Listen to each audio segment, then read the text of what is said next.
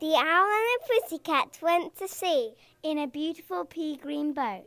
They took some honey and plenty of money, wrapped up in a 5-pound note. The owl looked up to the stars above and sang to a small guitar.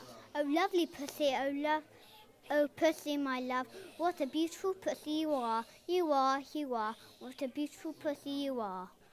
Pussy, said the owl, you elegant fowl, how charming sweet you sing. Oh, let us be married, for long we have tarried, but what shall we do for a ring? They sailed away for a year and a day to the land where the bomb tea grows, and there were no words, a piggy wasted, with the end of his nose. With the ring at the end of his nose. Dear pig, are you willing to sell for 1 shilling your ring? Said the piggy. I will. So they took it away and were married next day by the turkey who lives on the hill. They dined on mince and slices of quince, which they ate with a runcible spoon. And hand in hand on the edge of the sun, they danced by the light of the moon.